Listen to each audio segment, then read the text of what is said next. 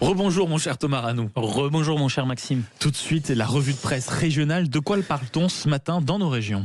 Eh bien, comme souvent en ce moment, on parle des élections municipales. Ça y est, la campagne est définitivement lancée et la République des Pyrénées se pose une question. Où sont les femmes ?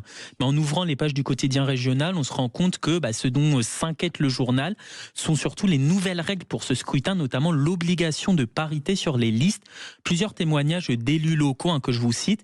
On va interdire certaines personnes de se présenter parce qu'elles n'ont pas le bon sexe. Ou encore, nos petites communes ont énormément de mal à trouver des candidates féminines. Cette loi fait courir le risque de fusion des communes à marche forcée. Pendant ce temps-là, l'indépendant catalan, je pense, se penche aussi sur ces communes cibles du RN dans la région. Alors là, c'est une analyse très régionale, mais qui est valable pour à peu près toutes les régions de France.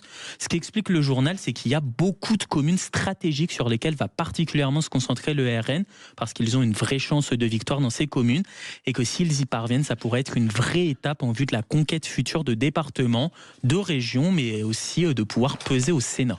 Du côté de la Provence, on revient sur cette affaire du fermeture de site d'Orange. On était avec l'un des salariés il y a une heure. Justement, un site d'Orange à Marseille qui ferme à cause de l'insécurité. Et c'est ça, et le quotidien titre avec un mot, l'emballement. En fait, il explique, ça peut paraître assez étonnant, que cette décision a justement provoqué un emballement précipité, puisque la préfecture de police assure qu'elle n'a pas eu écho des incidents invoqués par les salariés. Je cite, le 17 n'a reçu aucun appel de la société Orange de toute la semaine. Ça, c'est ce qu'explique la préfète.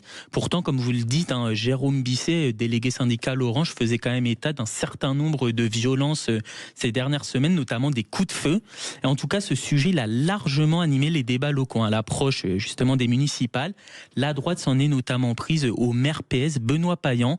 Et quelque chose me dit, Maxime, qu'on continuera à en parler. Absolument. Et d'ailleurs, quand on lui parlait de cette différence avec les autorités, il parlait en effet d'un décalage sur la façon de voir les choses. Et puis du côté de Corse, ce matin, pendant ce temps, ça s'attaque à un autre phénomène et c'est assez tragique. Ouais, 27 000 foyers qui grelottent, c'est ce que titre le quotidien régional. C'est le nombre de foyers sur l'île qui sont en situation de précarité énergétique. Ça concerne 9% des foyers dans la région.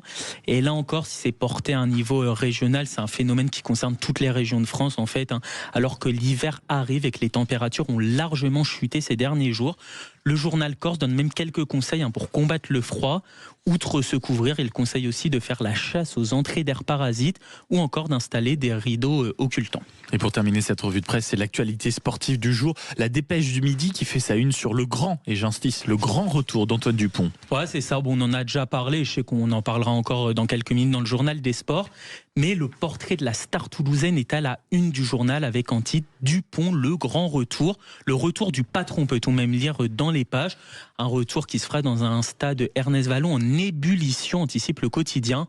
On le rappelle, match à suivre évidemment sur Sud Radio à partir de 21h. Et on finit avec ce sujet, les achats de Noël à l'heure des dépenses contraintes. C'est la une de Ouest France et c'est d'ailleurs le sujet qu'on évoquera avec vous entre 9h30 et 10h. Et c'est ça, le quotidien se demande comment les Français préparent les fêtes avec un budget au plus bas depuis 2017.